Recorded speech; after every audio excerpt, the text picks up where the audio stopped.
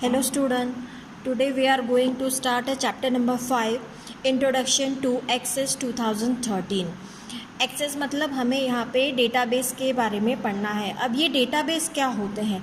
Database में आपका जो डेटा है उसे आप एक सिस्टमेटिक ऑर्गेनाइज्ड मैनर में आप रख सकते हैं, है ना। तो यहाँ पर हमें DBMS के बारे में देखना है कि व्हाट इज़ DBMS।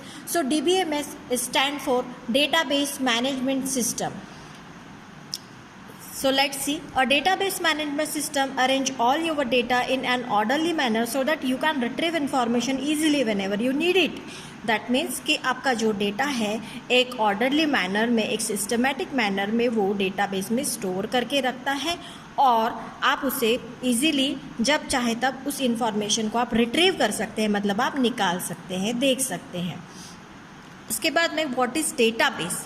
डेटाबेस मतलब क्या है? एक ऑर्गेनाइजेशन में every organisation maintains data pertaining to its business, मतलब हर ऑर्गेनाइजेशन अपना डेटा जो है, अपने डेटा को वो मेंटेन करके रखता है और एक सिस्टमेटिक मैनर में मेंटेन करके रखना होता है उसे, है ना।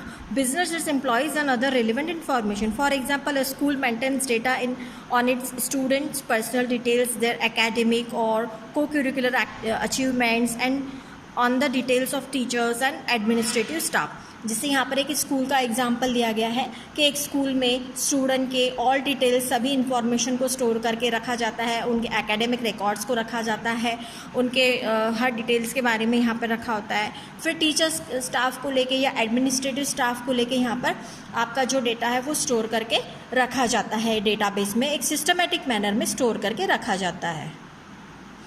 Now this data need to be available to user easily and promptly and also update regularly। तो ये जो डेटा है आप उसको आपके लिए हमेशा easily अवेलेबल भी होता है और आप उसको अपडेट भी रेगुलरली करते हैं। This makes it important that they be systematically organized into what is called a database. तो जो डेटा है आपका सिस्टमेटिकली मैनर में ऑर्गेनाइज करके रखता है ये डेटाबेस। और database is simply an organised collection of data. Database क्या होते हैं? एक ऑर्गेनाइज कलेक्शन ऑफ डेटा होते हैं।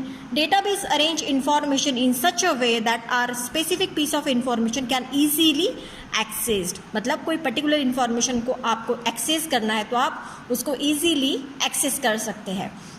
Now the elements of database. So what are the elements of database? There are 4 different types of databases: hierarchical, network, relational and object oriented. So we have to learn here relational database. तो relational database क्या होते हैं? Of these the relational database model is the most popular. A relational database stored a data in the form of table. एक table के form में आपका जो data है वो स्टोर करके रखता है।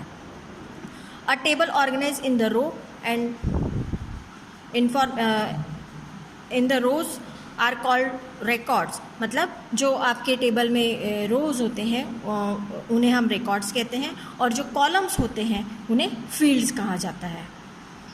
उसके बाद record and fields together make the table. अब ये रिकॉर्ड और टेबल मिलके क्या बनाते हैं? एक रिकॉर्ड एंड फील्ड मिलके बनाते हैं टेबल।